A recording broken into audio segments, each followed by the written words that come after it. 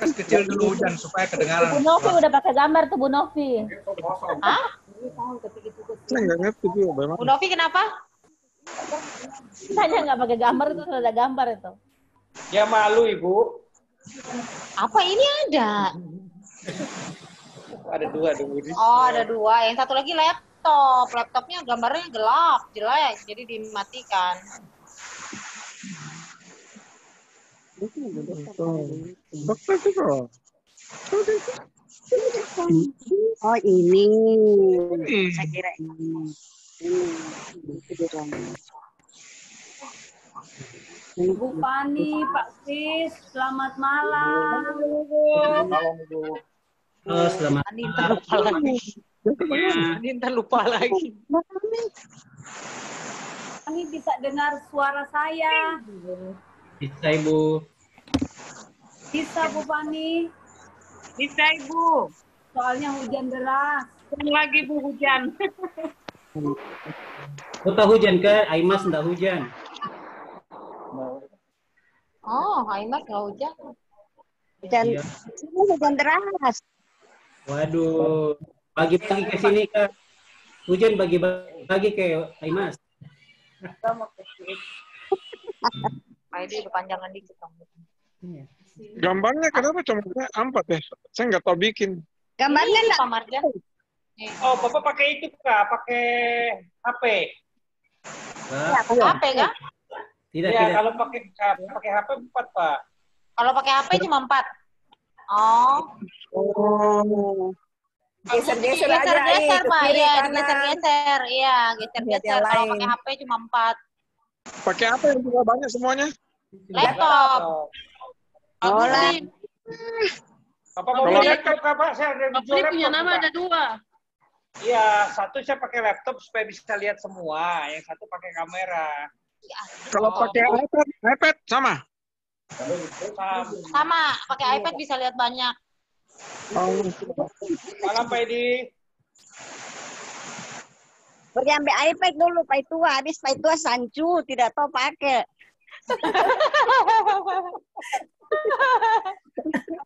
Aduh. Baru bagaimana? Baik-baik semua kah? Baik-baik. Ai. Ini Oh, sehat, Baik, Cuman Tuhan kantong baik yang Ibu. kurang sehat. Kenapa kantongnya Pak Budi? Nah, itu sudah. Nanti japri aja, Pak. Sakit apa kantongnya Pak Budi? Kantongnya kering. Kering. Dibasahin dulu. Dibasahin, kering.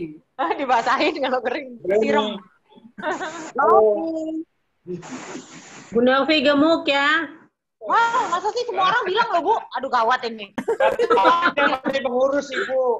Padahal makan hati loh, Bu.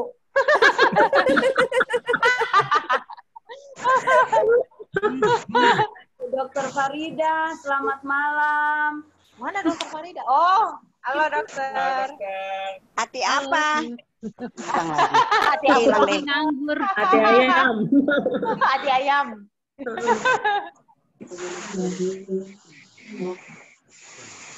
Hati ayam gimana rasanya? Pak Teo mana? Oh iya, Pak Teo kok nggak ada kumisnya lagi? Udah dicukur. Ikan sekali nih Bu Novi. Kalau mau lihat, Pak Farid banyak kumisnya. Iya. Iya. Subur. Saingan dengan Pak Budi kayaknya.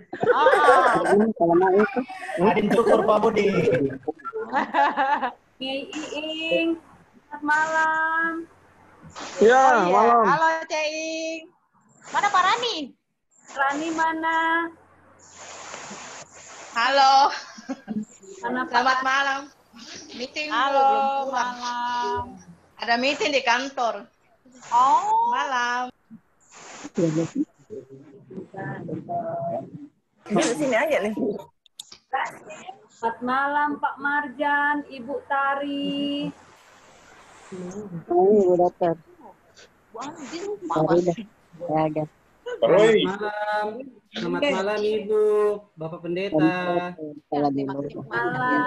Selamat malam Ibu. Itu doang yang gue tahu. Loh, Ibu Dokter kenapa? Farida. Ibu Eli, Pak Wendy, selamat malam.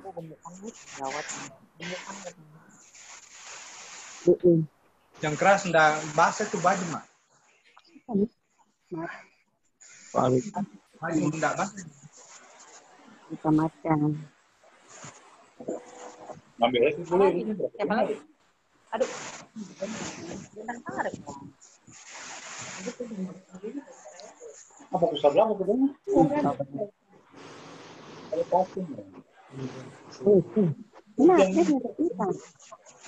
Mas. Coba kita berangkat di dalam. Berapa sih? Malam Bapak. Berapa? Enggak bisa lebih ya? 100 tadi. Pak Roy sudah selesai bikin cakwe belum Pak Roy? Ya, Pak. Sudah selesai bikin cakwe atau belum? Kasih kuping. Bikin cakwe. Kenapa, Pak? Cakwe atau belum? Cakwe sudah, Pak. Habis. Udah habis. Habis. Baru kita mau OTW. Resep baru lagi, Pak. Licik, Pak. Yan. Tuh, Pak Yan. Tuh.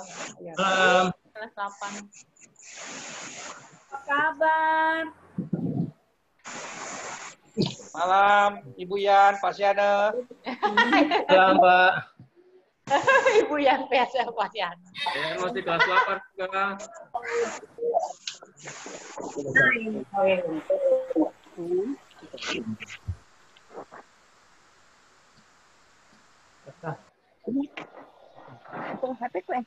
Kedengaran? Oh, belum colok. Ini serius. Belum colok. Pak Wil gimana, Pak? Tanya. Malam, Pak Wil, hari ini ada cuan kah, Pak Wil? Longsor Pak. Iya, baru saya mau hubungin Bapak ini kalau ada cuan lagi. Sering ini. Jangan cuan terus Pak. Sekali-sekali berbagi Pak. Itu, biar Pak Wong bisa ikut gabung tuh ya kan Pak Wong. Ayo Pak. Ada masternya nanti Pak.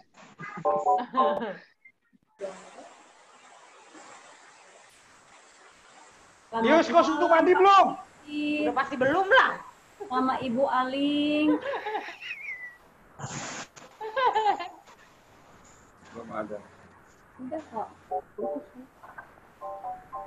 Dia tunggu air hujan penuh baru mandi.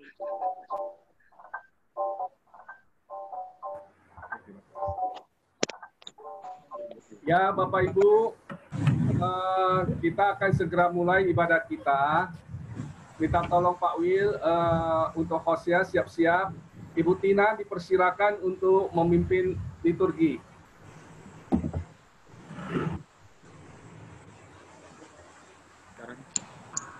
Ya, baik. Selamat malam Bapak Ibu yang Tuhan Yesus kasihi.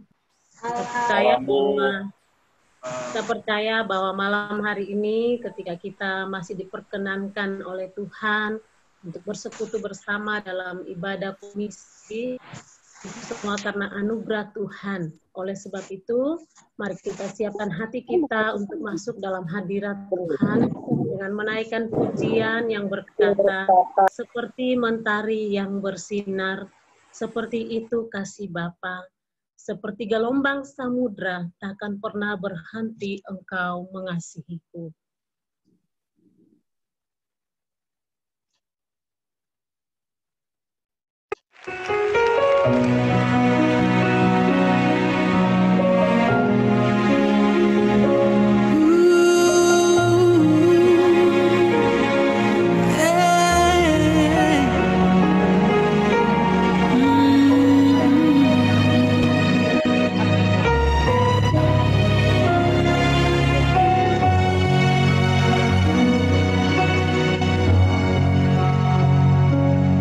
Seperti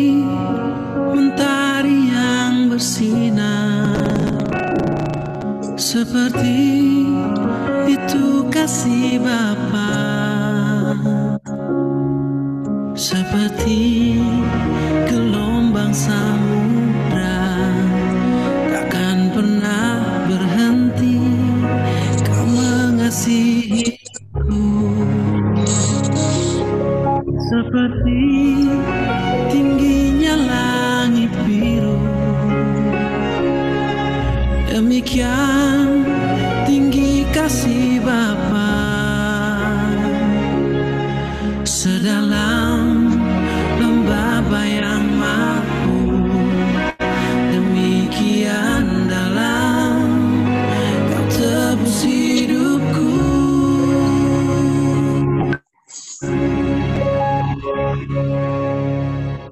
Kasih-Mu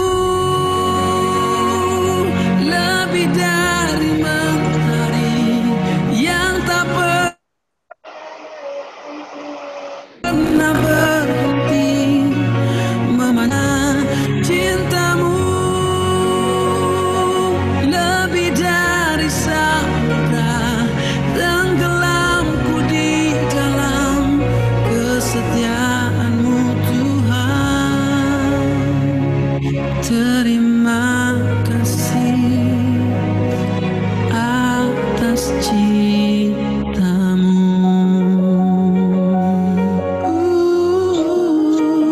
Ku kagum akan cinta-Mu, ku kagum akan kasih-Mu yang tak pernah berhenti.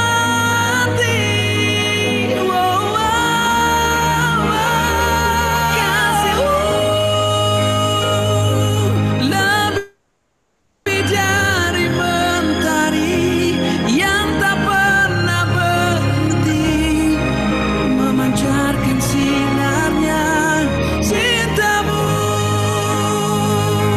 lebih dari samudra, tenggelamku di dalam kesetiaan-Mu Tuhan.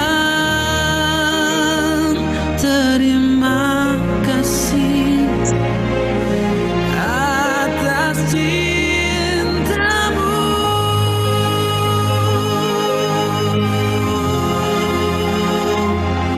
Terima kasih atas cinta-Mu.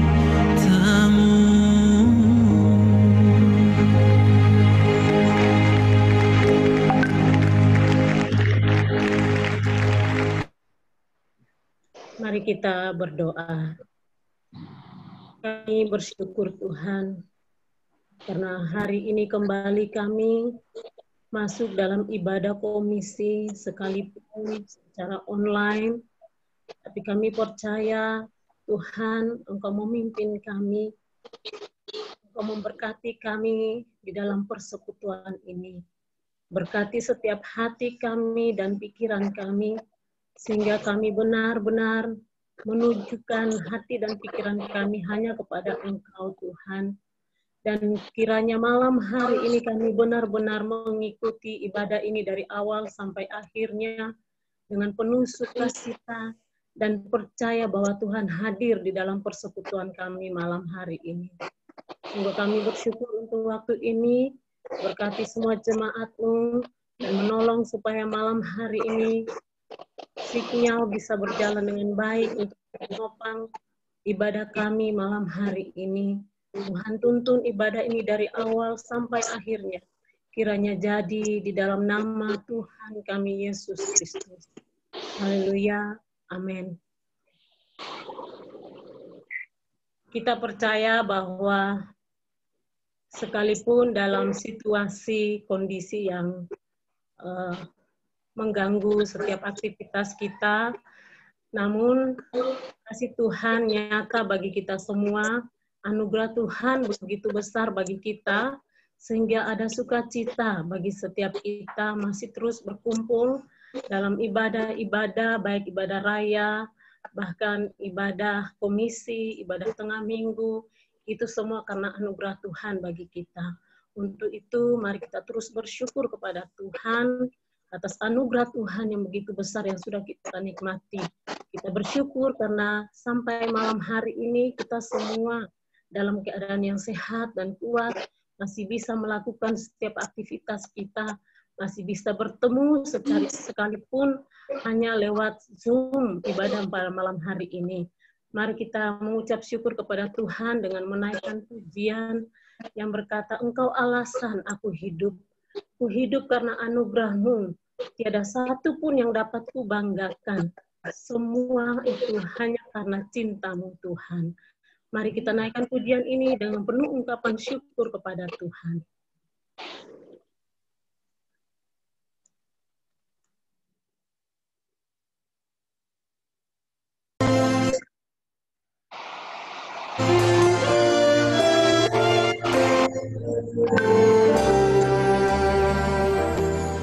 Ku hidup karena anugerah-Mu. Tiada satu pun dapat ku banggakan, semua karena cinta-Mu. Ini hidupku, pimpin jalanku. Kasih-Mu mengubah hidupku. Kau memilihku, selamatkan hidupku, semua karena cinta-Mu.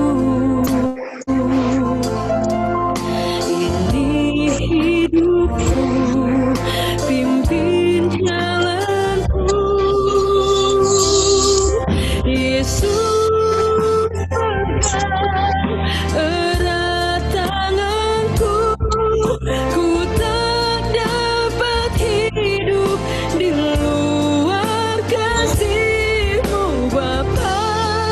Jangan tinggalkan aku, Engkau alasan selama ku hidup.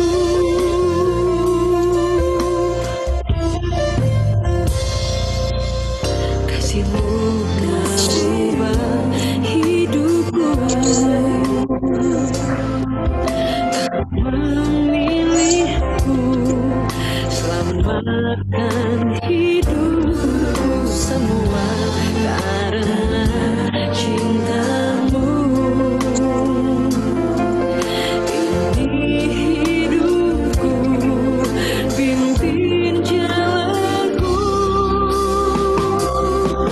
Yesus pegang erat tanganku, ku tak dapat hidup di luar kasih-Mu Bapa.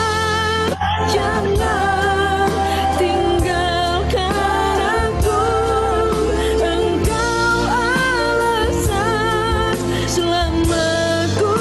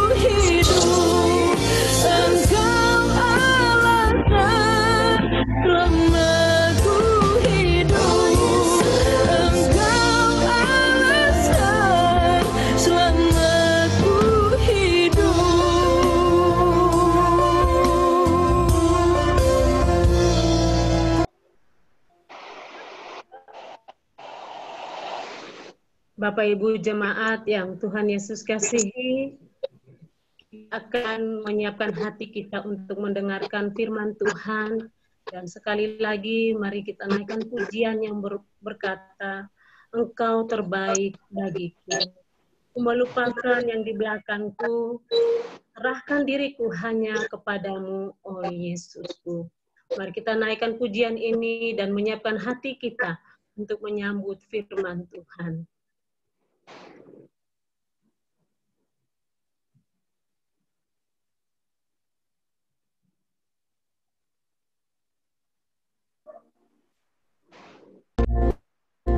Ku melupakan yang di belakangku, ku serahkan diriku hanya padamu Yesus, dan ku berlari kepada tujuanku. Kau beriku hari yang baru, yang lama telah berlalu. Rencanamu, oh Tuhan, indah bagiku, tak terbatas oleh pikiranku. Firman-Mu ya dan amin, sumber kekuatan, Kau pengharapanku, Kau terbaik bagiku.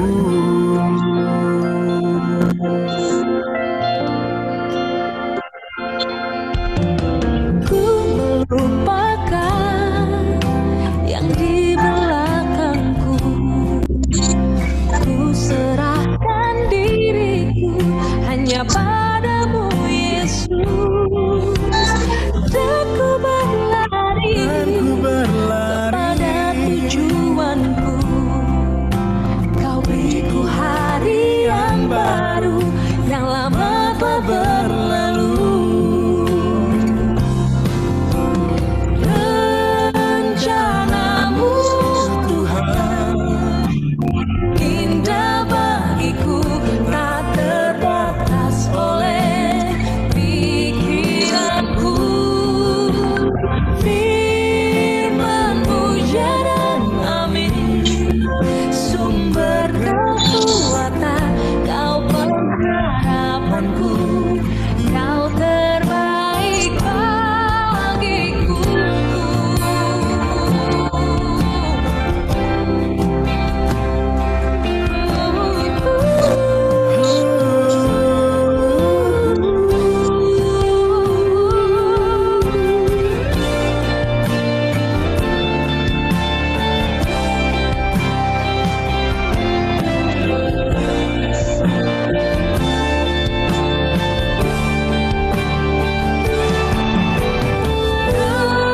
Rencanamu Tuhan, indah bagiku, tak terbatas oleh pikiranku.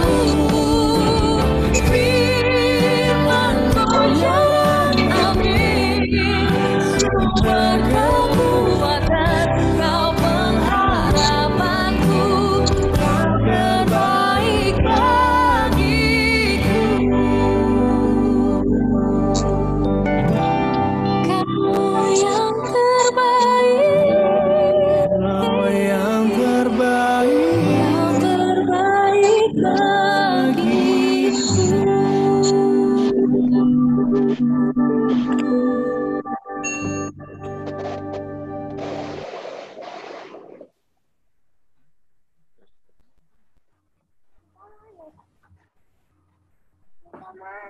Jemaat yang Tuhan Yesus kasihi, kita akan berdoa menyerahkan hati kita kepada Tuhan untuk menerima firman Tuhan. Kita doakan hati kita doakan pikiran kita supaya ketika firman Tuhan disampaikan, kita betul-betul berkonsentrasi dengan baik, kita mencerna dengan baik, supaya kita mampu mengerti dan melakukan kehendak Tuhan di dalam hidup kita. Mari kita berdoa. Tuhan yang telah menyelamatkan kami, yang telah memanggil kami menjadi milik-Mu sendiri, mengkhususkan kami untuk memuliakan-Mu, yang menghadirkan kami ke dalam dunia ini dengan tujuan yang sudah Engkau tetapkan bagi kami, yaitu untuk memuliakan Engkau lewat seluruh kehidupan kami. Kami berterima kasih kepadamu Tuhan, yang telah menolong kami, yang telah memberkati kami, dan menyertai kami di hari-hari yang sudah kami lewati, sehingga kami dapat bertemu lagi pada malam hari ini. Kami boleh bersekutu bersama, kami dapat saling menyapa satu dengan yang lain, kami boleh beribadah bersama-sama, memuji Tuhan bersama-sama, sekalipun kami ada dalam kondisi seperti sekarang ini. Kami bersyukur untuk pemeliharaan Tuhan bagi kami. Kami boleh ada sampai hari ini dalam segala keadaan baik. Kami tahu ini kemurahan Tuhan.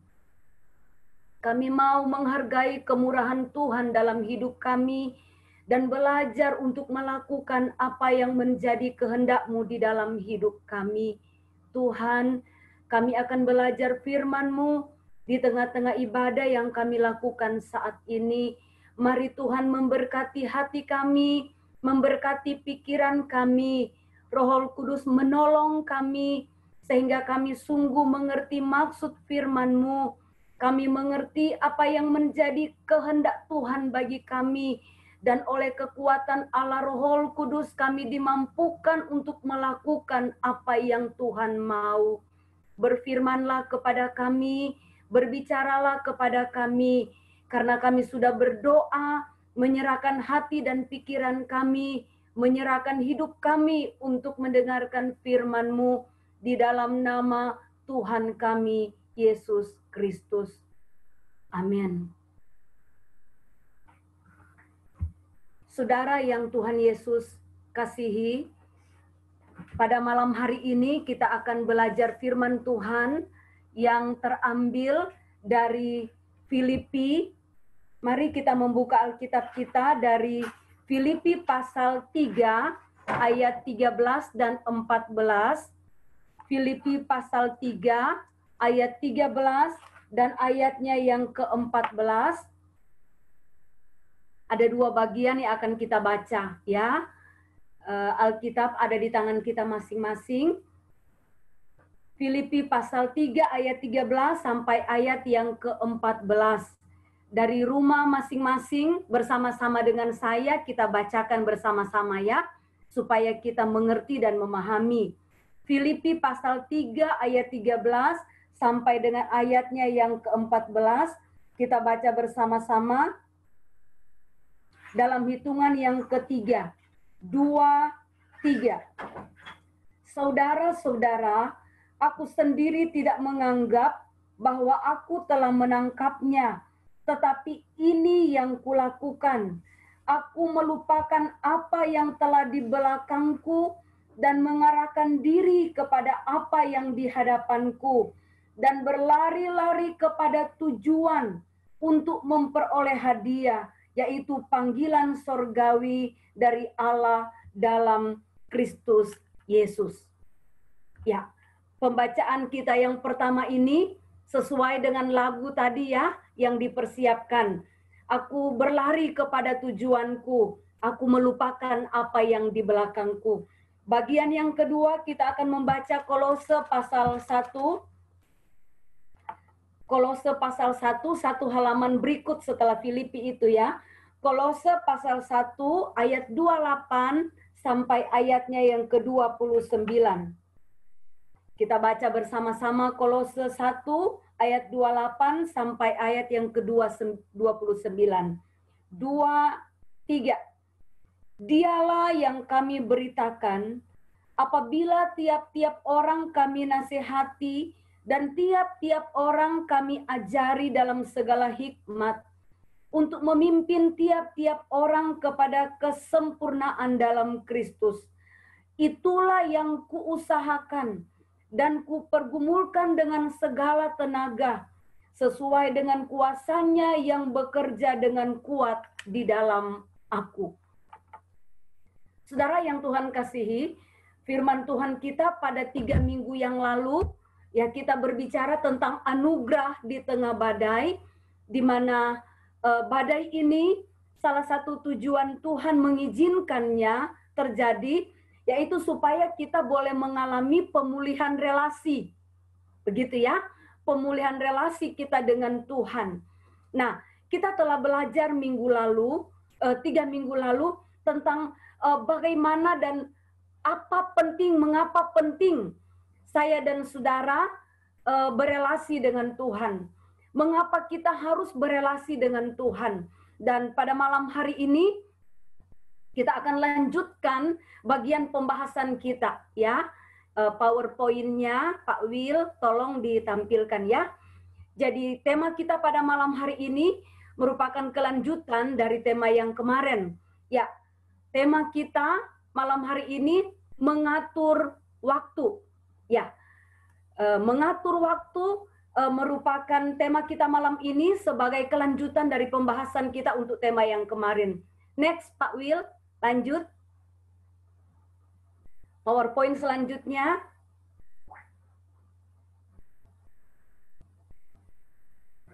Oke. Pak Will, PowerPoint yang selanjutnya, iya. Nah, saudara yang dikasihi oleh Tuhan, 3 minggu lalu kita sudah berbicara tentang betapa Allah sangat menginginkan untuk berelasi dengan kita. Allah menciptakan kita dengan maksud supaya Dia dapat berelasi dengan kita. Tetapi ada banyak orang Kristen yang sekalipun sudah puluhan tahun menjadi Kristen, tetapi belum pernah mengalami relasi secara pribadi dengan Tuhan. Nah, saudara, apa sih tantangannya? Apa halangannya? Kenapa ada banyak orang Kristen yang tidak mengalami, tidak menikmati relasi dengan Tuhan? Yang pertama, karena ada banyak orang Kristen merasa bahwa berelasi dengan Tuhan secara pribadi itu tidak penting.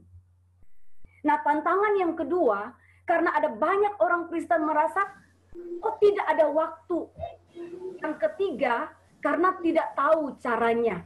Nah, saudara, kalau tantangan kita adalah tidak penting, menurut kita itu tidak penting, saudara, khotbah kita 3 minggu lalu telah menunjukkan kepada kita betapa pentingnya kita berelasi dengan Tuhan.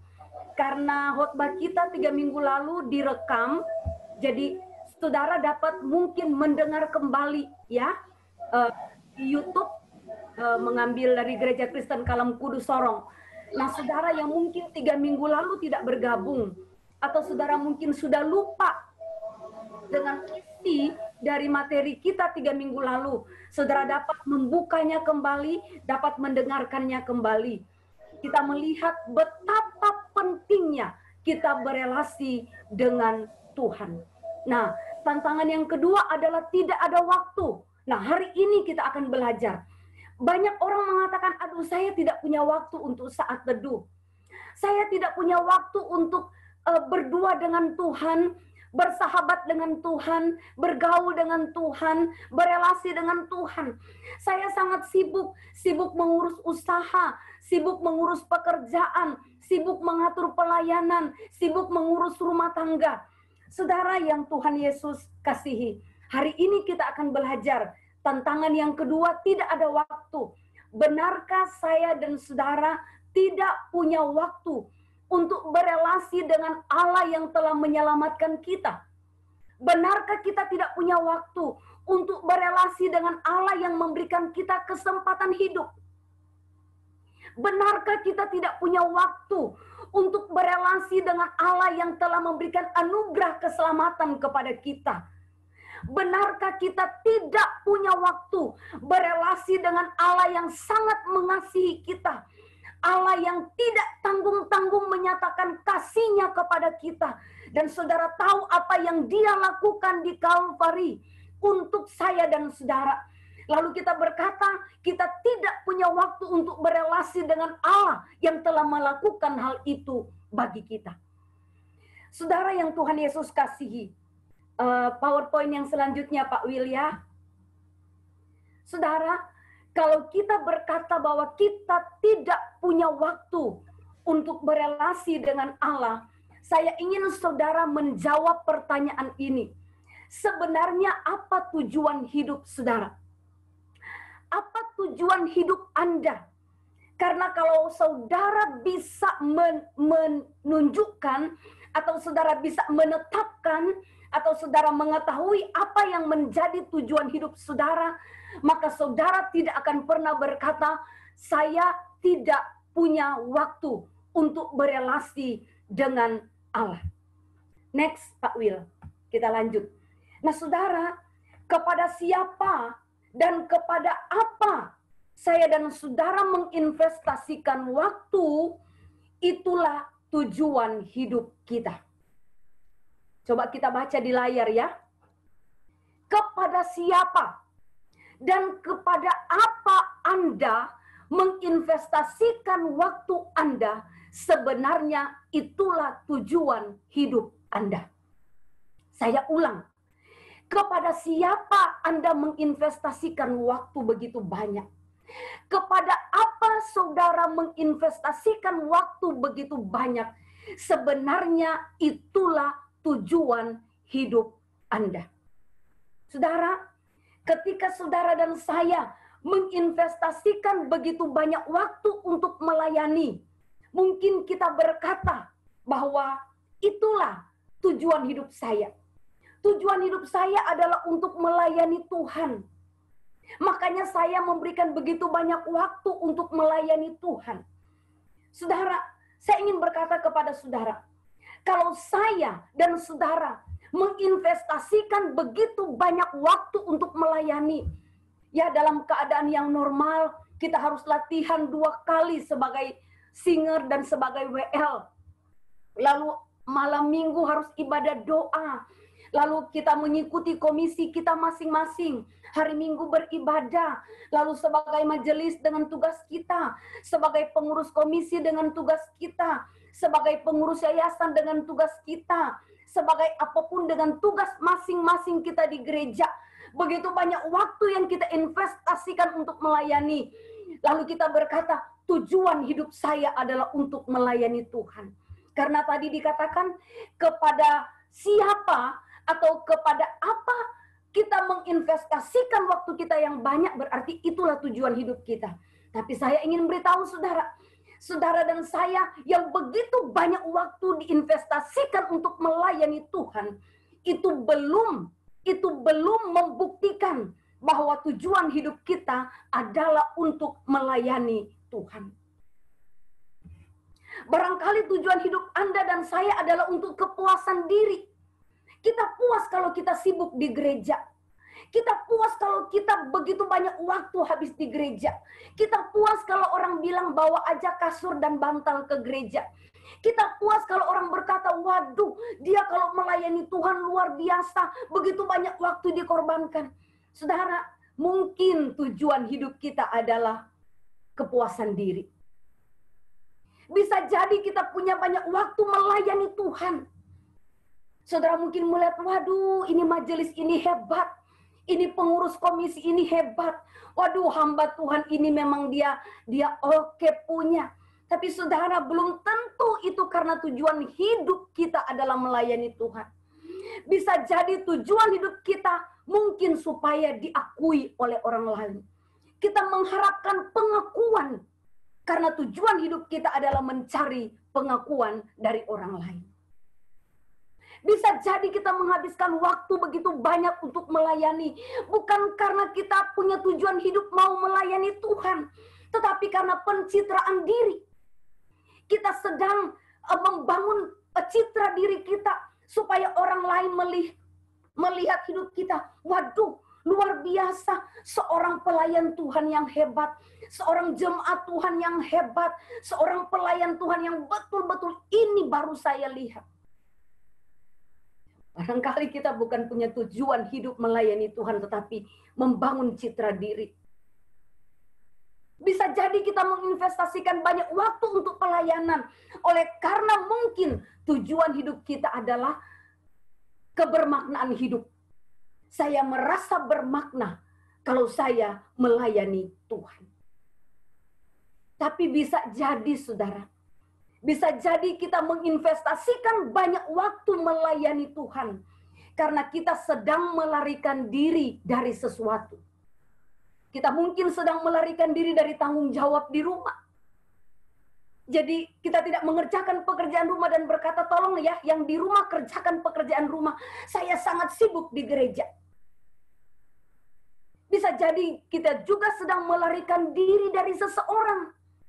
Ada seseorang di rumah yang mungkin kita nggak suka, yang koslet dengan kita, yang hubungannya nggak bagus dengan kita, dan kita tidak mau bertemu. Lalu kita menghabiskan begitu banyak waktu di rumah, di pelayanan. Saudara yang dikasihi oleh Tuhan, banyak orang menginvestasikan waktu untuk mencari uang.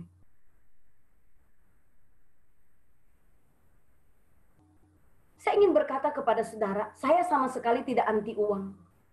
Pelayanan kita perlu uang, hidup saya perlu uang, hidup saudara perlu uang.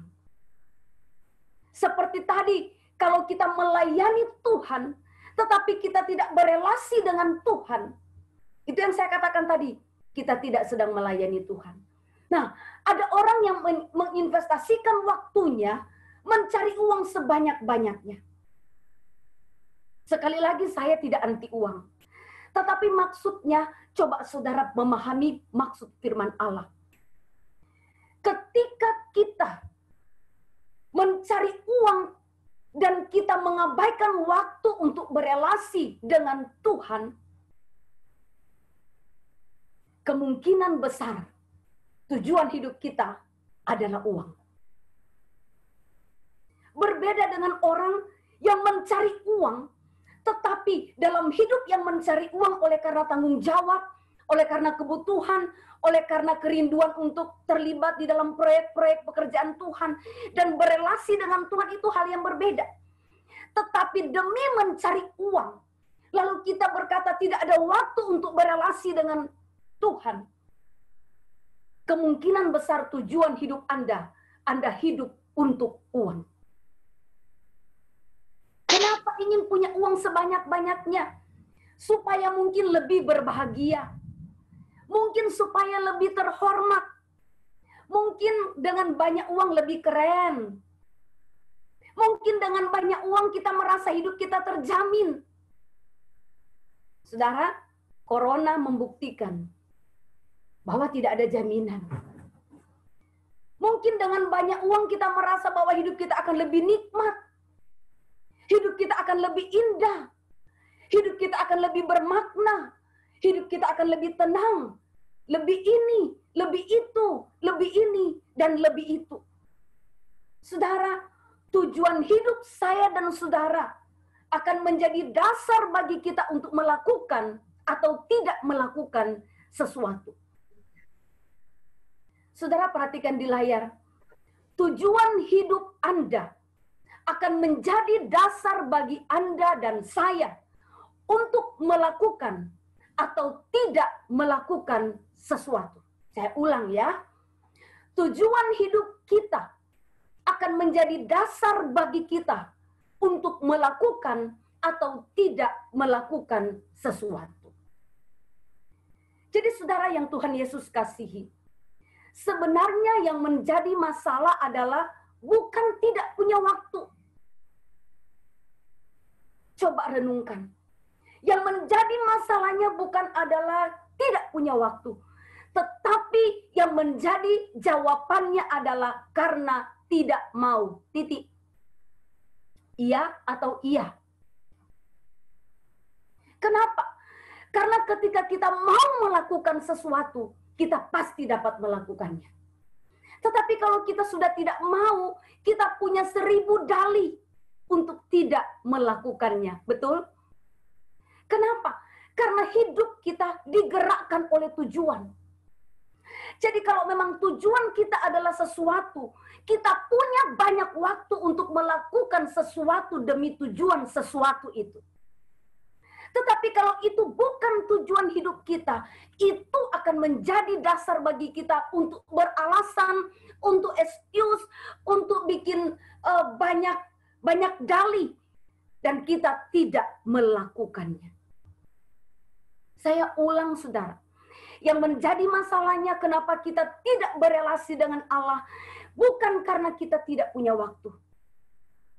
Kenapa yang lain punya waktu? Lalu kenapa saya tidak punya waktu? Apakah orang lain 34 jam dan saya cuma 24 jam? Tidak. Tuhan memberikan kepada kita sama. Tetapi kalau orang lain bisa berelasi dengan Allah, oleh karena orang lain itu tahu tujuan hidupnya. Dan ketika kita tidak bisa berelasi dengan Allah dan berkata tidak punya waktu, jawabannya sebenarnya jujur aja. Jujur aja lah. Bukan tidak punya waktu, tetapi langsung jujur, straight to the point, saya tidak mau. Karena kalau kita mau, kita pasti akan melakukannya apapun konsekuensinya. Kalau kita mau, kita pasti akan melakukannya apapun konsekuensinya. Kita menjadi mau oleh karena apa? Oleh karena itu adalah tujuan hidup kita. Kalau itu menjadi tujuan hidup saya dan saudara, kita punya dasar untuk melakukannya. Kalau itu bukan merupakan tujuan hidup kita, maka kita punya dasar untuk tidak melakukannya. Jadi, sekali lagi, pertanyaan yang harus kita jawab, apa tujuan hidup Anda? Apa tujuan hidup Anda? Saudara yang Tuhan Yesus kasihi, pada umumnya banyak orang tidak pernah merenungkan pertanyaan ini. Oh, belum tentu orang Kristen yang umurnya sudah 40-an tahun, 50-an tahun, 60-an tahun merenungkan pertanyaan ini. Apa tujuan hidupku? Banyak orang Kristen tidak pernah merenungkan pertanyaan ini. Itulah sebabnya banyak orang Kristen tidak mampu mengambil keputusan-keputusan yang tepat. Ketika diperhadapkan kepada banyak pilihan, orang Kristen yang tidak punya tujuan hidup, dia pasti tidak bisa mengambil keputusan yang tepat. Mana yang harus dilakukan, mana yang harus ditangguhkan, mana yang harus didahulukan, mana yang nanti baru dilakukan. Kenapa? Karena tidak pernah merenungkan apa tujuan hidupnya. Saudara, kita sudah mengerti dari firman Tuhan, dari pembinaan-pembinaan komisi pria, komisi wanita, kita membahas tentang tujuan hidup. Bahwa hidupku bukanlah satu kebetulan, bahwa hidupku dirancang oleh Allah. Hidupku untuk apa? Firman Allah menjelaskan bahwa kita ada untuk memuliakan Tuhan. Jadi secara universal, secara global, tujuan hidup kita adalah memuliakan Allah. Dan kita memuliakan Allah lewat profesi kita masing-masing. Kita bisa memuliakan Allah lewat panggilan kita sebagai guru. Kita bisa memuliakan Allah lewat panggilan kita sebagai pengusaha. Kita bisa memuliakan Allah lewat panggilan kita sebagai pekerja. Kita bisa memuliakan Allah dengan panggilan kita sebagai hamba Tuhan full time. Kita bisa memuliakan Allah dengan panggilan kita sebagai dokter. Kita bisa memuliakan Allah dalam panggilan kita sebagai apapun yang Tuhan percayakan untuk kita jalani. Jangan salah pikir. Jangan orang Kristen berpikir memuliakan Allah harus menjadi hamba Tuhan. Kasihan teman-teman, jemaat. Ada banyak juga hamba Tuhan yang tidak memuliakan Tuhan. Dan ya, dalam pernyataan ini saya berharap kami berlima, ya, berenam dengan Ibu Tina, pasangannya Pak Farid. Ibu Wita bersama Pak Noldi. Nah, kita berberapa itu? Berlapan. Ya. Ya, saya sebagai hamba-hamba Tuhan, kita betul-betul memperagakan di depan jemaat bahwa hidup kita memuliakan Tuhan. Jadi saudara, kalau saudara bertanya, jadi apa tujuan hidup saya? Secara umum, tujuan hidup kita adalah memuliakan Allah. Dan kalau kita serius menjalani hidup untuk memikirkan Allah, maka kita akan menemukan tujuan-tujuan spesifik di dalam hidup kita. Nah, saya secara pribadi, saya menemukan tujuan hidup saya secara spesifik. Jadi tujuan hidup saya salah satunya adalah mengajar firman Allah.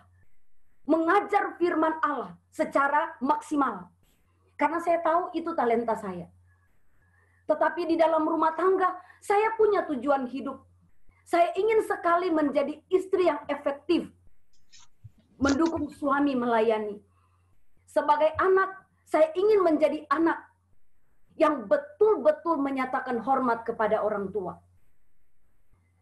Sebagai orang tua, saya ingin menjadi orang tua yang betul-betul membawa anak. Dan sekarang ada anak mantu, berarti anak-anak. Membawa anak-anak dan cucu-cucu mengenal Allah lewat hidup.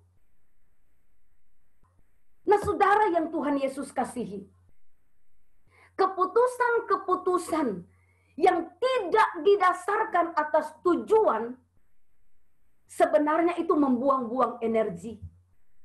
Itulah yang kita sebut aktivitas, tapi tidak produktif. Jadi aktivitas tanpa produktivitas. Jadi sebagai orang Kristen kita hanya berjalan, kita mengalir. Kalau ada yang mau ke kanan, saya pun ke kanan. Kalau ada yang mau ke kiri, saya juga ke kiri. Kalau ada ini, saya juga mau ini.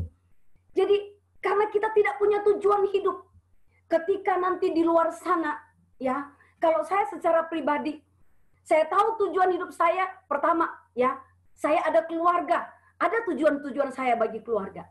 Yang kedua, saya adalah hamba Tuhan. Hamba Tuhan secara spesifik, bukan hamba Tuhan umum. Secara spesifik saya hamba Tuhan di Kalam Kudus.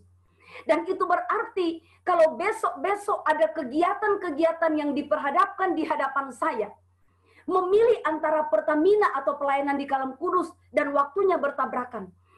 Memilih pelayanan di pengadilan negeri dengan di gereja.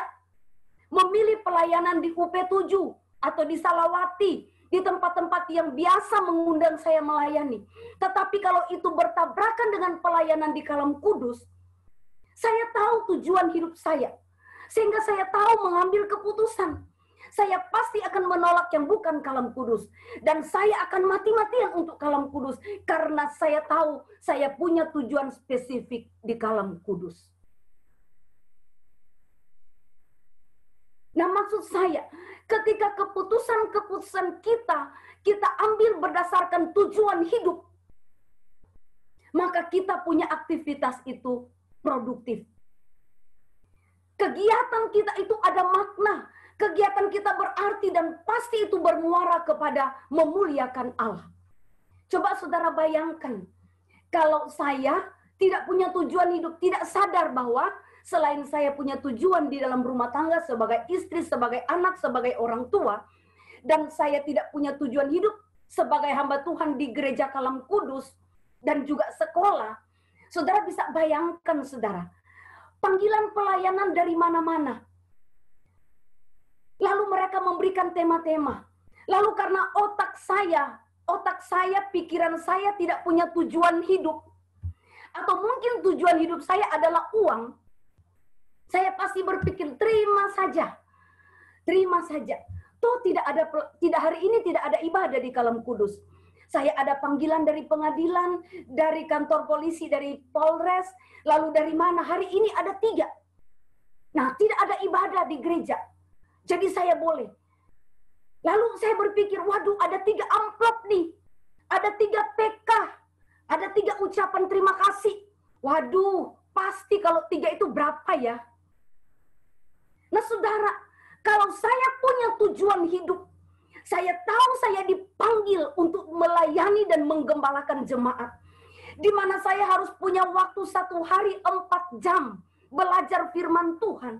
Lalu kalau saya pergi berkhotbah 3 kali di luar, pasti saya tidak efektif untuk 4 jam satu hari itu.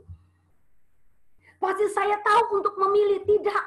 Saya tidak bisa pergi berkhotbah. Oleh karena 4 jam harus saya pakai untuk persiapan melayani jemaat gereja Kristen Kalam Kudus. Sehingga keputusan-keputusan yang saya ambil jelas.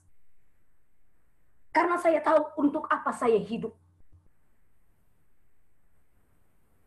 Saudara yang dikasih oleh Tuhan, Pak Will tolong slide-nya ya. Saudara yang dikasih oleh Tuhan, coba saudara lihat tadi Kolose pasal 1 ya. Ayat 28 sampai ayat yang ke-29. Oke, slide selanjutnya Pak Will. Apa yang Anda lakukan menunjukkan apa tujuan hidup Anda. Slide selanjutnya Pak Will. Ya, sekarang. Jadi sekarang kita tidak punya alasan ya. Saya tidak punya waktu. Saudara, 2 aja yang harus kita putuskan malam ini. Tidak punya waktu atau tidak mau. Kalau saudara ngotot bahwa saudara tidak punya waktu, mari kita belajar mengatur waktu.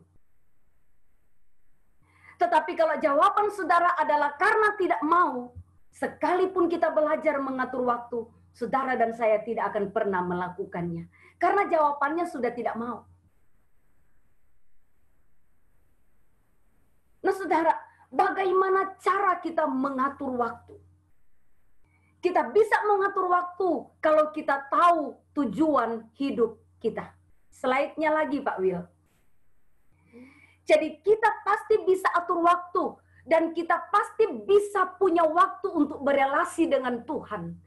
Kalau kita mau. Nah, caranya yang pertama adalah kita harus mengetahui tujuan hidup kita. Kolose pasal 28 sampai Kolose 1 ayat 28 sampai 29. Saudara, satu-satunya cara agar kita dapat mengambil keputusan yang benar. Ya, satu-satunya cara agar kita dapat mengambil keputusan yang benar, yang tidak membuang-buang energi, di mana aktivitas kita itu produktif. Yang pertama, kita harus mengetahui tujuan hidup kita. Slide selanjutnya Pak Will. Kita harus mengetahui tujuan hidup. Oke, saudara yang Tuhan kasihi, mengetahui dengan jelas tujuan-tujuan hidup yang hendak kita capai, itu akan menolong kita mengatur waktu. Karena kita tahu tujuan hidup kita, lalu ketika ada sesuatu di hadapan kita yang diperhadapkan kepada kita, dan kita harus memilih, kita pasti akan mengambil keputusan yang tepat. Sehingga kita tidak buang-buang waktu. Kita tidak seperti orang yang gila kegiatan. Ketika di lingkungan diminta untuk menjadi menjadi koordinator pelayanan Natal di lingkungan kita, mau. Diminta untuk menjadi ketua Natal di kantor, mau. Diminta untuk menjadi ketua Natal di kerukunan, mau. Diminta untuk ini, mau. Oh, pokoknya semua mau. Kenapa? Karena tidak didasari oleh tujuan hidup. Tapi kalau memang tujuan hidupnya adalah supaya orang mengakui, tujuan hidupnya adalah mendapatkan pengakuan atau kepuasan karena sibuk, ya wajar aja kalau mengambil keputusan seperti itu. Jadi saudara, kalau kita baca Kolose 1 ayat 28-29, di sana jelas sekali Paulus, dia tahu loh tujuan hidupnya. Itulah sebabnya Paulus berkata, aku bukan petinju yang sembarang meninju. Aku tidak sembarang menjalani hidupku. Aku tidak sembarang menghambur-hamburkan waktuku. Aku tidak sembarang memilih kegiatanku. Aku bukan petinju yang sembarang memukul. Tetapi aku mengarahkan pandanganku dan berlari-lari kepada tujuan. Kenapa? Karena dia tahu tujuan hidupnya. Di Kolose tadi 1 ayat 28-29 dikatakan tujuan hidup Paulus adalah yang pertama memberitakan Kristus, ayat 28 Kolose pasal 1. Jadi kalau saudara perhatikan dikatakan di sana bahwa dialah, Kristuslah yang kami beritakan. Jadi tujuan hidup Paulus adalah memberitakan tentang Kristus. Tujuan hidupnya adalah menasihati tiap-tiap orang yang dia temui, ada di Kolose pasal 1. Tujuan hidupnya adalah mengajar orang yang bisa dia ajari. Tujuan hidupnya adalah memimpin orang-orang supaya mengalami kesempurnaan di dalam Kristus. Lalu Paulus katakan, inilah yang kuusahakan dan kupergumulkan dengan sekuat tenaga, sesuai dengan kuasanya yang bekerja dengan kuat di dalam aku. Filipi pasal 3. Dia katakan, aku berlari-lari kepada tujuan untuk memperoleh hadiah. Inilah yang kuusahakan dan kupergumulkan dengan sekuat tenagaku. Saudara, sekuat tenagaku. Ini yang kuusahakan dan kupergumulkan dengan sekuat tenagaku. Sesuai dengan kuasanya yang bekerja dengan kuat di dalam aku. Saudara, apa yang kita pergumulkan dengan sekuat tenaga kita? Apa, saudara? Paulus jelas. Seperti saya katakan tadi, saudara dan saya, saudara semua tidak perlu menjadi hamba Tuhan. Di dalam profesi kita, sebagai guru, sebagai dokter, sebagai pengusaha, sebagai karyawan, sebagai pedagang, sebagai petani, sebagai motivator, sebagai apapun, sebagai kontraktor, saudara, sebagai apapun saudara dan saya, Tuhan pasti menaruh tujuan hidup dalam hidup kita. Dan kalau kita tidak menemukan tujuan hidup kita, itu sangat disayangkan. Sampai waktu Tuhan memanggil kita, lalu seluruh aktivitas kita adalah aktivitas tanpa produktivitas. Oleh karena apa? Oleh karena kita tidak menemukan tujuan hidup kita yang sudah ditetapkan oleh Allah untuk kita lakukan. Ketika kita mati, sebenarnya kita mati dalam kehampaan. Ya mungkin kita masuk surga karena kita berjuang hidup benar. Tetapi kita tidak efektif sebagai manusia yang diciptakan oleh Allah dengan tujuan yang Tuhan beri. Saudara kira ketika saudara diberikan oleh Tuhan otak yang encer, lalu saudara berpikir bahwa itu kebetulan, atau itu anugerah Tuhan, terima kasih Tuhan. Ketika Tuhan memberikan kepada saudara fasih berbicara. Jangan saudara pakai fasih berbicara itu untuk fasih menceritakan orang. Untuk fasih menggosipkan orang. Untuk fasih memaki orang. Untuk fasih merusak nama baik orang. Kalau Tuhan memberikan kepada saudara fasih lidah, saudara harus sadar bahwa ada tujuan Tuhan. Ketika Tuhan memberikan kepada saudara paras yang menarik, baik sebagai wanita maupun sebagai pria, itu bukan karena Tuhan iseng. Itu bukan karena Tuhan salah cetak. Itu bukan karena Tuhan pikir, aduh, kemarin saya lagi sibuk urus yang ada di Sorong Selatan. Jadi saya tidak terpikir yang ada di Sorong Kota. Sehingga jadilah dia ganteng, jadilah dia cantik. Sebenarnya saya tidak berencana begitu. Oh tidak. Kalau saudara dan saya diberikan kesempatan oleh Tuhan untuk memiliki wajah yang menarik, saudara tahu itu pasti ada tujuan Tuhan. Karena Tuhan mau saudara menemukan tujuan hidup saudara lewat itu. Ketika saudara diberikan talenta, diberikan kemampuan untuk melihat peluang-peluang usaha, lalu saudara dipercayakan oleh Tuhan untuk memegang 1, 2, 3, atau 4 atau lebih usaha. Jangan saudara berpikir, oh puji Tuhan, saya punya usaha ini, saya punya usaha itu. Terima kasih Tuhan, saya bisa lebih terhormat, saya bisa lebih bahagia, saya lebih bisa menikmati hidup, saya bisa lebih enjoy, saya bisa lebih terjamin. Oh tidak.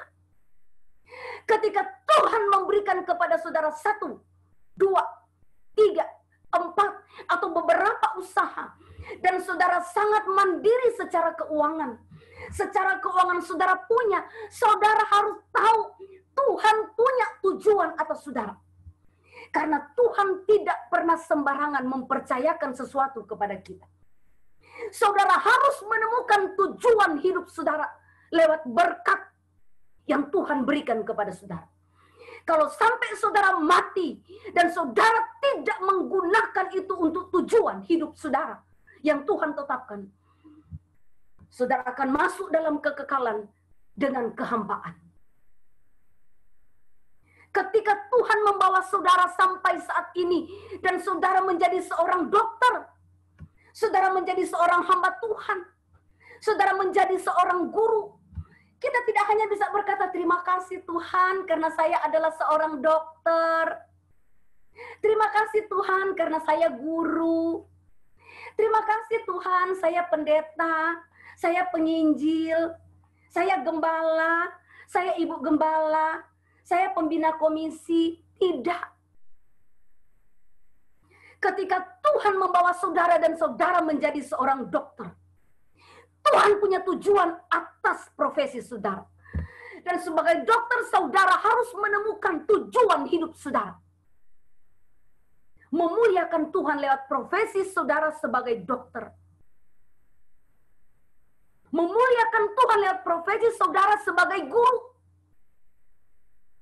Ya tentu kita tidak boleh menjadi dokter yang tidak sesuai dengan kehendak Tuhan. Jangan menjadi dokter seperti yang saya baca di buku. Bapaknya dokter, anaknya dokter. Lalu bapaknya mau pergi ke luar negeri, mau jalan-jalan, dia ngomong, nak, ini pasien ini kan papa punya langganan. Iya pak, tolong dilihat baik-baik sia. Papanya putar-putar Eropa, 3 minggu pulang. Anak, bagaimana praktek kita? Mantap pak. Bagaimana dengan ini? Oh bagus pak, ini oh sudah saya tangani. Nah bagaimana dengan Om Juan ini? Oh pak itu juga mantap. Bagaimana pak? Oh dia sembuh total. Langsung papanya tepuk jidat, astaga. Maksudnya apa kau sembuh total? Sesuai dengan kemampuanku. Saya berusaha dan saya menemukan cara. Dia sekarang sudah sembuh total. Anak, kau memang paling bodoh sekali. Kau tahu bapak nih bisa pergi di Eropa karena Om Juan. Bolak-balik di bapak, bolak-balik di bapak. Nah kalau Tuhan membawa kita pada profesi guru, kita tahu apa itu guru? Guru itu digugu. Guru itu dipandang dan dilihat. Nah seharusnya menjadi guru kita bukan hanya mentransfer pengetahuan. Sekarang mah anak-anak kita lebih pintar dari kita. Apapun mereka bisa dapat di internet. Mereka tinggal tekan ini itu, mereka lebih canggih dari kita. Kita nggak ngajar pun mereka tahu. Menjadi guru itu bukan hanya transfer otak, isi otak kita, fotokopi aja, buku kasih link aja mereka buka. Tapi menjadi guru supaya digugu. Hidup kita dipertontonkan di hadapan anak-anak, di hadapan teman-teman guru yang lain. Bagaimana kita mengambil keputusan dilihat. Nah ketika kita jadi guru, Tuhan punya tujuan. Dan kalau kita mati sebagai guru yang tidak menemukan tujuan hidup kita, kita masuk kekekalan dalam kehampaan. Harusnya kita menemukan tujuan hidup kita jadi guru. Jadi guru yang bagaimana? Jadi guru yang tahu bersahabat dengan anak-anak, tahu menggembalakan anak-anak, tahu bahwa menjadi guru itu bukan memanfaatkan orang tua atau anak-anak. Begitu juga saya sebagai hamba Tuhan. Tuhan bawa sampai hari ini menjadi hamba Tuhan karena Tuhan punya tujuan. Nah, kalau panggilan saya sebagai hamba Tuhan menjadi ajang bagi saya untuk memanfaatkan jemaat, Oh, apalagi jemaat ada banyak toko. Ada apotik, ada toko sembako, banyak. Ada apa dan ada apa. Nah, karena status hamba Tuhan ancur. Saudara yang Tuhan Yesus kasihi. Paulus menemukan tujuan hidupnya. Saya percaya kalau kita serius merenungkan hidup kita sebagai pengusaha, sebagai guru, sebagai dokter, sebagai hamba Tuhan, sebagai apapun, kita pasti ketemu tujuan hidup kita. Saudara, mungkin saya dan saudara akan terombang-ambing menghadapi tantangan ya untuk berelasi dengan Tuhan. Mungkin kita akan tergelincir. Bisa jadi kita nanti akan terapung-apung. Mungkin kita akan terpeleset, enggak apa-apa.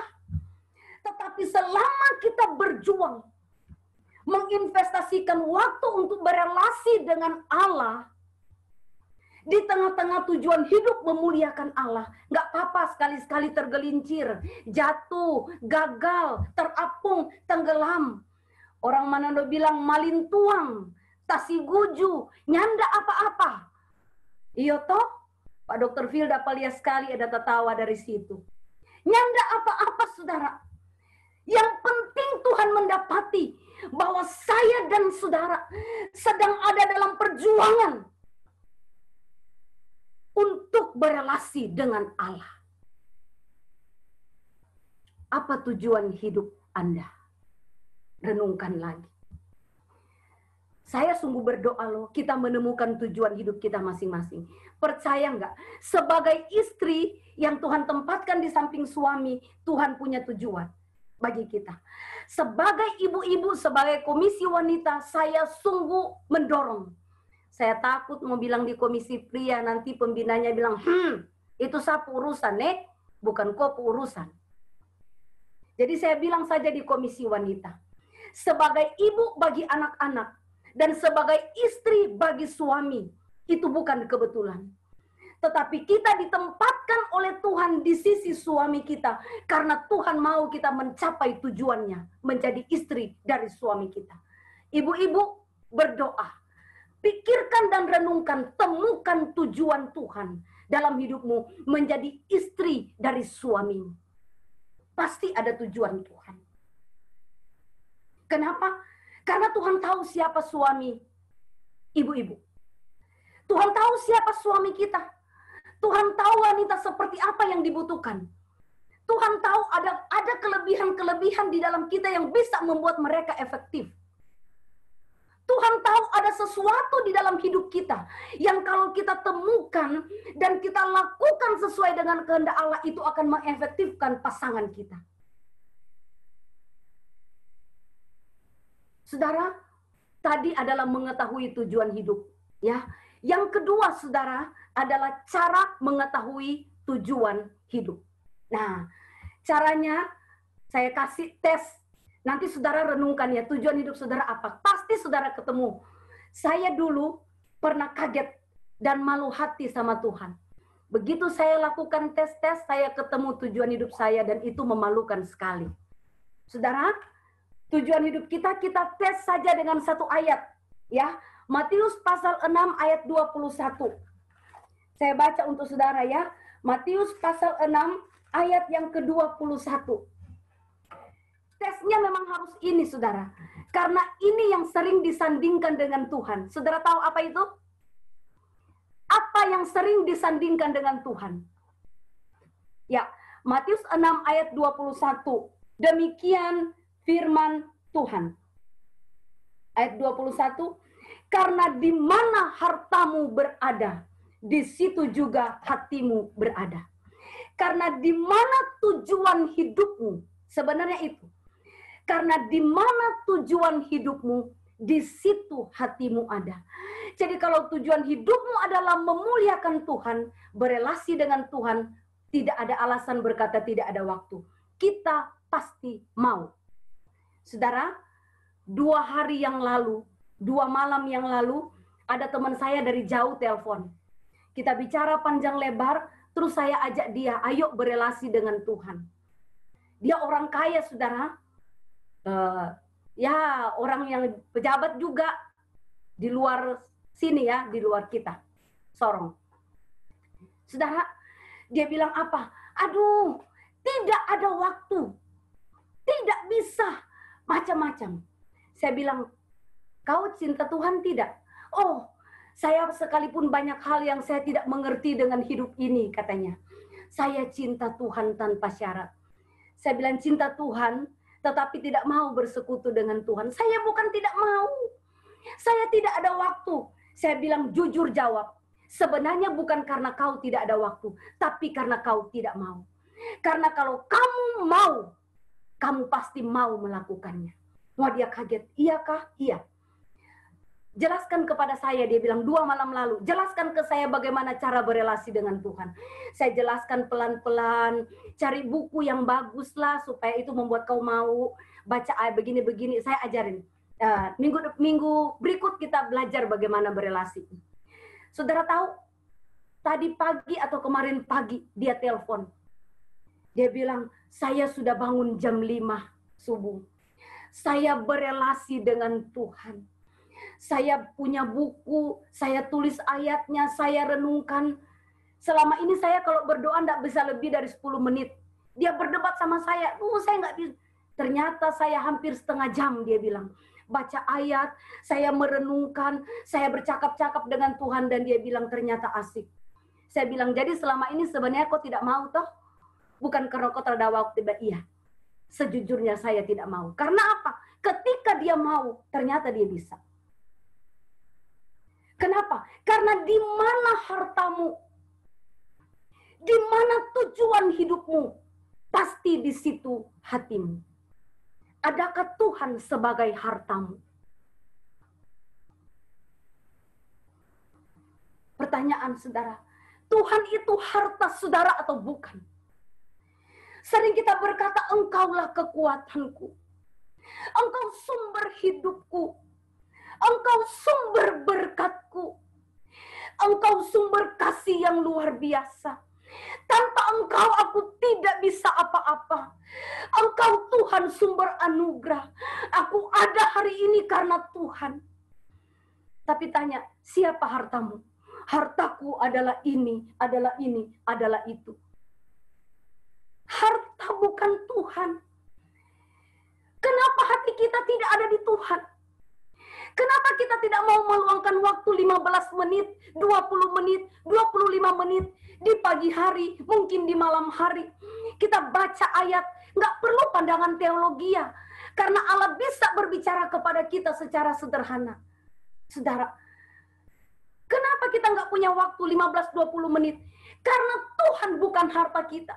Coba kalau Tuhan harta kita. Kata siapa ini? Tak gendong kemana-mana. Betul ya? Mbah siapa itu? Penyanyi siapa itu? Ya kalau Tuhan adalah harta kita, tak gendong kemana-mana. Kalau Tuhan adalah harta kita, kita pasti mau. Kenapa? Karena hati kita di situ. Di mana hartamu, di situ hatimu. Saudara, saya ingin berkata, orang Kristen yang dangkal adalah orang Kristen yang tidak pernah berelasi secara pribadi dengan Tuhan. Dan saya nggak mau jemaat gereja Kristen Kalam Kudus menjadi orang-orang Kristen yang dangkal. Jangan saudara berpikir berelasi dengan Tuhan itu sesuatu yang spektakuler, sesuatu yang hanya bisa dilakukan oleh hamba Tuhan. Tidak, saudara. Jika Tuhan berkenan kita masih hidup 2 minggu depan kalau jaringannya bagus, kita akan belajar bagaimana kita bisa berelasi dengan Tuhan lewat firman. Saudara, 10 menit, 15 menit, masa tidak bisa berelasi dengan Tuhan? Berapa lama saudara jaga toko? Berapa lama saudara meeting dengan tim saudara untuk melakukan, menjalankan, memajukan usaha saudara? Berapa lama waktu saudara mengurus nota-nota tagihan? Berapa banyak waktu saudara pegang HP? Berapa banyak waktu saudara pakai TIN Romoco? Pak Hengki ketawa ya. Berapa banyak waktu yang saudara pakai untuk jalan-jalan? Oh, sekarang di rumah dulu ya. Jangan ikut-ikut new normal dulu ya. Sebisa mungkin jemaatku yang Tuhan sayangi. Saya bersyukur sampai hari ini sehat semua. Terima kasih Tuhan. Betul loh. Terima kasih Tuhan. Nah, saudara yang dikasih oleh Tuhan, berapa banyak waktu yang saudara pakai untuk upload ini, upload itu? Kenapa 15 menit, 20 menit, baca satu ayat, merenungkannya, dan bertanya, Tuhan, apa arti ayat ini untuk aku, bukan untuk tetanggaku, bukan untuk mertuaku, bukan untuk suamiku, bukan untuk iparku, tetapi apa maksud firman ini untuk aku? Saudara, Tuhan pasti kasih tahu, ini maknanya untukmu. Berelasi dengan Tuhan. Tuhan berbicara kepada kita, kita berbicara kepada Tuhan. Saya berharap kalau saudara punya waktu, dengarkan lagi khotbah 3 minggu lalu. Dasar kenapa kita perlu memulihkan relasi kita dengan Tuhan.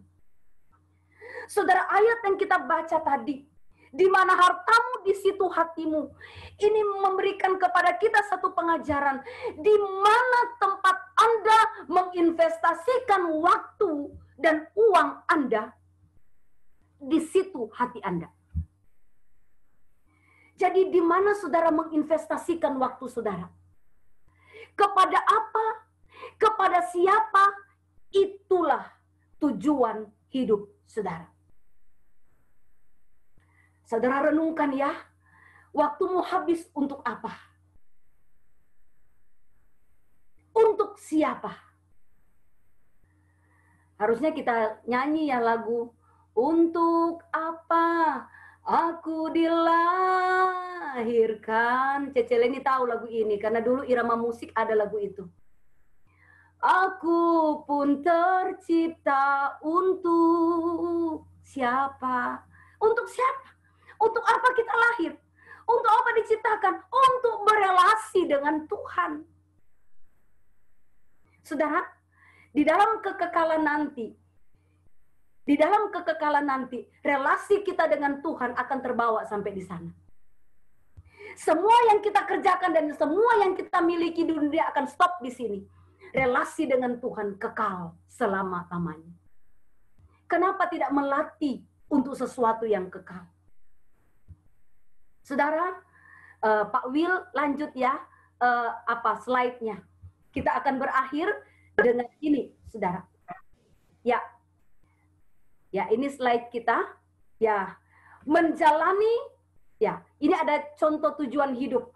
Jadi saya mengenal atau saya tahu seseorang ya yang tujuan hidupnya ini, saudara. Ya, tujuan hidupnya ada 3M. Tujuan hidup yang pertama. Tujuan hidupnya adalah menjalani kehidupan Kristen sesuai dengan kehendak Allah. Ini seseorang yang saya tahu ya. Tujuan hidupnya yang pertama. Tujuan hidupnya yang kedua, menghasilkan keluarga yang mengenal Tuhan. Tujuan hidupnya yang ketiga, melayani Tuhan sesuai talenta. Nah, saudara, ini adalah contoh seseorang yang punya tujuan hidup. Jadi saudara yang dikasihi oleh Tuhan, menjalani kehidupan Kristen yang sesuai dengan kehendak Allah. Tujuan hidup dia yang pertama, saudara. Nah, ini menjadi contoh bagi saya dan saudara ya. Contoh supaya kita bisa menyusun tujuan hidup kita. Ya. Nah, kalau kita melihat tujuan yang pertama, menjalani hidup Kristen sesuai dengan kehendak Allah. Nah, bagaimana cara supaya dia bisa mencapai tujuan hidupnya ini? Bagaimana cara supaya dia bisa menjalani hidup Kristennya sesuai dengan kehendak Allah? Yang pertama yang dia lakukan adalah beribadah sebagai satu kerinduan. Kenapa? Karena di dalam ibadah, jadi karena dia punya tujuan hidup, ingin hidup Kristennya sesuai kehendak Tuhan, lalu dia mulai berpikir, supaya hidup Kristenku sesuai kehendak Tuhan, apa yang harus saya lakukan? Jadi waktu saya harus saya investasikan untuk apa? Jadi, dia menggunakan waktunya, dia tahu ada waktu-waktu di gereja untuk beribadah. Dan dia tidak mau menggantikan waktu ibadah ini dengan apapun. Jadi hari Minggu dia ke gereja. Waktu komisi dia ke gereja. Dan dia punya waktu-waktu untuk saat teduh pribadi. Kenapa? Karena tujuan hidupnya adalah dia ingin menjalani hidup Kristen sesuai kehendak Allah. Nah, dari mana dia bisa tahu kehendak Allah? Dalam ibadah dia mendengar firman. Dalam ibadah lewat pujian dia bisa merenungkan Tuhan. Lewat saat teduh yang dia lakukan secara konsisten dia mengerti kehendak Tuhan. Dan itu saudara yang menolong dia mampu menjalani hidup Kristen. Dia mampu memanajemen emosi. Dia mampu menggunakan mulutnya dengan tepat. Dia tahu saat marah yang normal, mana marah yang benar dan mana marah yang tidak benar. Dia tahu mana yang mendapatkan berkat sesuai kehendak Tuhan, mana yang enggak. Jadi dia bisa menjalani hidup Kristennya karena dia tahu kehendak Tuhan lewat firman, lewat ibadah-ibadah, lewat saat teduh. Jadi saudara, dia menginvestasikan waktunya untuk hal itu. Jadi kalau waktu ibadah, biar orang mau bicara ada proyek. Biar orang bilang kita mau ketemuan ya, karena ini, oh tidak, saya ada ibadah komisi. Saya ada ibadah doa. Oh saya ada ibadah minggu. Saya minta maaf. Nah, saudara, dia mengambil keputusan-keputusan berdasarkan tujuan hidup. Nah, kalau kita tidak punya tujuan hidup, ya sudah. Apa saja kita mau. Oh, apalagi kalau itu berkaitan dengan Cien. Iya kan ya? Pasti kita mau sekali. Orang tidak ajak pun kita yang ajak orang. Kenapa? Ini contoh tujuan hidup. Yang kedua, tujuan hidupnya yang kedua, dia ingin menciptakan, menghasilkan keluarga yang mengenal Tuhan. Ya, pasangannya kenal Tuhan, anak-anaknya kenal Tuhan. Jadi saudara tahu, karena dia punya tujuan, dia tahu bagaimana mengatur waktunya. Supaya keluarganya bisa mengenal Tuhan, dia tampil sebagai imam. Jadi firman Tuhan yang dia pelajari di gereja, di ibadah-ibadah dan saat teduh. Dia punya waktu untuk bercengkerama dengan keluarga. Dan waktu itu dia tidak mau gantikan dengan apapun. Karena di waktu itulah dia bisa berbicara dengan pasangan dan anak-anak. Mereka berdiskusi tentang satu masalah. Dia suka mengangkat masalah. Kalau dia lihat, oh di televisi atau yang terjadi di kota mereka, kok ada peristiwa ini? Terus dia mulai tanya sama pasangannya, menurutmu apa pandanganmu tentang masalah ini? Oh begini-begini. Anak-anaknya berbicara. Lalu dia mulai membawa perspektif mereka kepada firman Allah. Dia betul-betul mengkondisikan keluarganya sebagai tempat yang kondusif untuk pasangannya dan anak-anaknya mengenal Tuhan. Jadi kalau ada orang ajak makan malam, kalau ada orang ajak bertemu, kalau ada ini, kalau ada itu, tidak. Kenapa? Karena dia tidak mau menginvestasikan waktunya, dia tahu tujuan hidupnya. Kalau mau ketemu orang, ada waktunya. Jangan ambil waktuku ketika aku sedang menggembalakan pasanganku dan anak-anakku. Karena apa? Karena dia punya tujuan hidup jelas.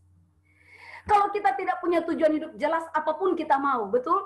Kita lagi melakukan ini, telepon, bla bla bla bla. Oh kita mau jalan, oh kita kemon. Lagi bikin ini, bla bla bla bla. Oh kita kemon. Kenapa? Karena nggak punya tujuan hidup. Lalu saudara tahu tujuan dia yang ketiga apa? M yang ketiga adalah melayani Tuhan sesuai dengan talenta. Jadi dia pengusaha, saudara. Jadi dia mengelola usahanya dengan sangat baik. Oh dia kalau waktu bekerja, dia bekerja. Betul, dia profesional sekali. Waktu bekerja, dia bekerja. Dia kasih tahu pasangannya, kalau lagi kerja, kerja yang sungguh-sungguh, ya, kerja yang benar. Cara bekerja benar, berelasi dengan orang-orang di sekitar kita dengan benar. Senyummu yang benar ya, jangan senyum sinis. Bicaramu yang benar, pikiranmu yang benar. Penilaianmu harus benar terhadap apapun. Jangan emosi tinggi, dikit-dikit meledak, dikit-dikit ngomong kasar, dikit-dikit mau berantem, jangan. Jadi dia betul-betul menjalankan usahanya dengan sangat baik. Sesuai dengan kehendak Tuhan. Dan hasilnya saudara, betul. Menurut saya. Dia memuliakan Tuhan lewat usahanya.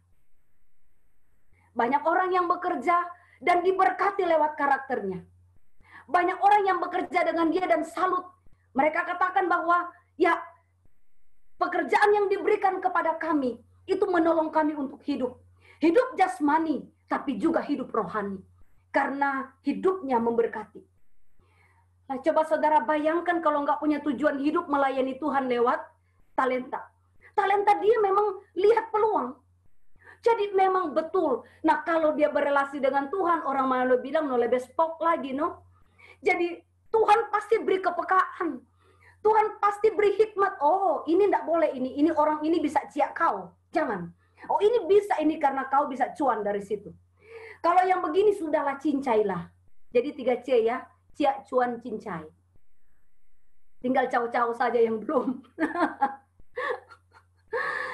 Saudara yang Tuhan Yesus kasihi. Dengan talenta yang dia punya, usahanya berjalan baik.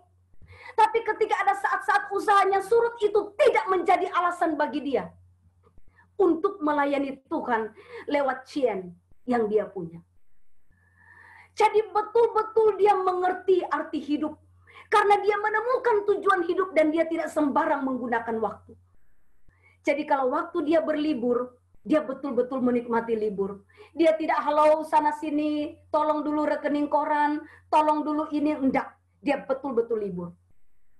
Jadi betul-betul dia menjalani hidupnya dan menikmati hidupnya. Nah, saudara yang Tuhan kasihi, mari. Lewat kebenaran ini, kita sebenarnya tahu bagaimana mengelola waktu. Betul ya? Jadi jangan berkata saya tidak punya waktu berelasi dengan Tuhan. Ngomong aja jujur, saya tidak mau. Selesai. Karena kalau kita mau, kita pasti bisa. Kalau kita mau, kita pasti bisa.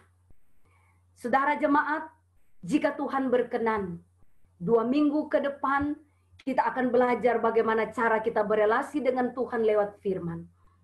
Saya akan mengajar kita bagaimana bersaat teduh, pertanyaan-pertanyaannya, bentuknya, media-media yang bisa kita pakai. Dan saya rindu semua kepala keluarga. Bapak-bapak, nyuwun pangapunten, Bapak Pembina. Saya mau ngomong sama kepala keluarga, ya. Saya berharap para kepala keluarga memulai untuk berelasi dengan Allah. Kemudian menjadi mentor bagi para istri untuk berelasi dengan Allah. Sehingga bapak dan ibu menjadi mentor bagi anak-anak untuk berelasi dengan Allah. Saya rindu sekali. Kita bukan bicara masalah soal bertambah-tambah banyak jemaat. Tetapi kita sedang berbicara tentang kualitas kita sebagai orang yang percaya kepada Tuhan. Mari saudara, coba tata ulang waktu saudara. Atur waktu saudara. Atur sebaik-baiknya. Jam tidur, jam bangun, waktu-waktu diatur. Saya percaya saudara pasti akan punya waktu berelasi dengan Tuhan. Ketika ibu ini telepon saya pagi-pagi dan berkata, saya sudah berelasi dengan Tuhan dan saya menikmati dan saya akan belajar. Saya katakan tetap semangat, maju terus.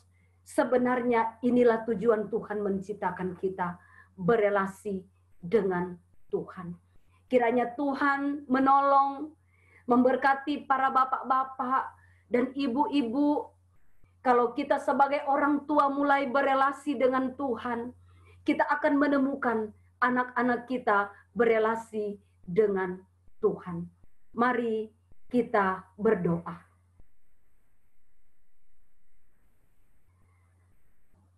Ya Tuhan dan Allah kami, Allah yang telah menciptakan kami dengan tujuan supaya kami berelasi denganmu. Kami sungguh berterima kasih Tuhan untuk kesempatan malam ini. Kami boleh belajar firman-Mu. Kami boleh belajar tentang bagaimana kami mengatur waktu kami supaya kami betul-betul punya waktu untuk berelasi denganmu. Di hadapan Tuhan, kami mengaku kalau selama ini kami tidak berelasi denganmu lewat saat teduh, belajar firman-Mu, mendengar suara-Mu, bukan karena kami tidak punya waktu. Karena Tuhan memberikan kepada kami semua sama, setiap hari 24 jam. Yang menjadi masalah bagi kami adalah karena memang kami tidak mau. Tuhan, kami sudah belajar firman-Mu. Kami mengerti apa kehendak-Mu bagi kami. Kami berdoa, Tuhan tolong kami. Apa yang telah kami pahami di dalam pikiran kami, Allah Roh Kudus membantu kami untuk mengelolanya di dalam hati kami. Sehingga kami boleh mengambil satu keputusan untuk kami mulai berelasi denganmu, ya Tuhan. Bapa yang ada di dalam surga, kami minta ampun untuk begitu banyak waktu kami yang kami investasikan untuk hal-hal yang tidak berkaitan denganmu. Kami rindu ke depan Tuhan menolong kami. Kami rindu Tuhan memberikan kami waktu untuk memperbaiki diri kami. Kami rindu Tuhan memberikan kami kesempatan untuk memperbaiki hubungan kami dengan Engkau, Tuhan. Kami rindu kami menjadi orang Kristen betul-betul sebagai orang Kristen seperti yang Tuhan maksud. Orang Kristen yang sungguh-sungguh punya waktu berelasi dengan Allahnya, Allahnya yang telah menyelamatkannya. Kami rindu menjadi orang Kristen yang menikmati relasi kami denganmu, Tuhan. Engkau yang telah menciptakan kami, yang telah menyelamatkan kami, dan yang telah menolong kami, menopang kami hingga hari ini. Tuhan, kiranya firman-Mu mengubahkan pikiran kami, sehingga terjadi perubahan dalam hidup kami. Kiranya firman-Mu terus menggema di dalam hati kami. Firman-Mu terus mendorong kami, memberikan kami gairah dan semangat untuk kami betul-betul mengatur jadwal hidup kami, jadwal kegiatan kami, dan kami mengkhususkan waktu 15 menit, 20 menit, berapa menit yang dapat kami berikan untuk kami berelasi denganmu, Tuhan. Tuhan, sekali lagi kami mohon ampun. Sucikan kami, kuduskan kami, dan bawa terus kami kepada kehendak-Mu. Terima kasih untuk persekutuan malam ini. Terima kasih untuk bapak-bapak dan ibu-ibu yang merindukan Allah, yang merindukan persekutuan, yang merindukan firman Tuhan, dan beribadah di malam hari ini. Biarlah makin hari kami makin mengasihi Engkau, Tuhan. Di dalam nama Tuhan Yesus, kami menutup ibadah gabungan Komisi Pria dan Komisi Wanita pada malam hari ini. Amin.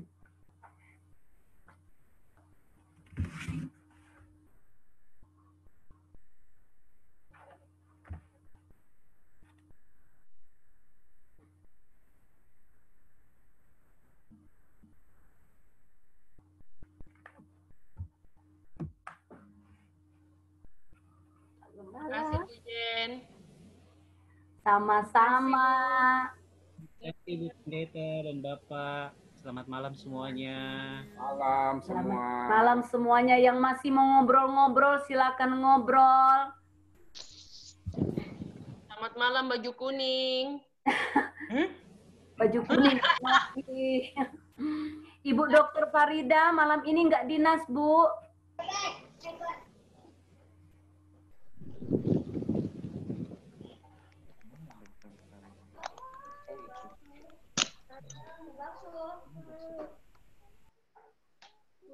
Tidak ada. Tidak bisa ngomong. Ada penghalang.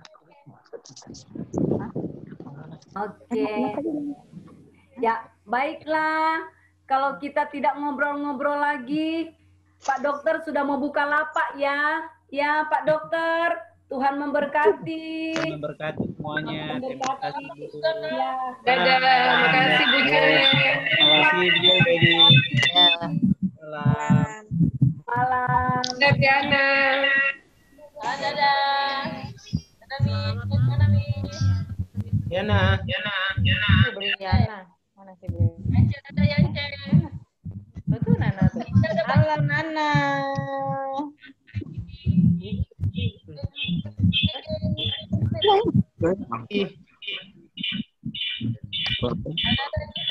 Apa Ustaz? Di sana, dadah Ibu Fani, dadah. Dadah semua. Hilang nih. Selamat nonton film Korea lagi.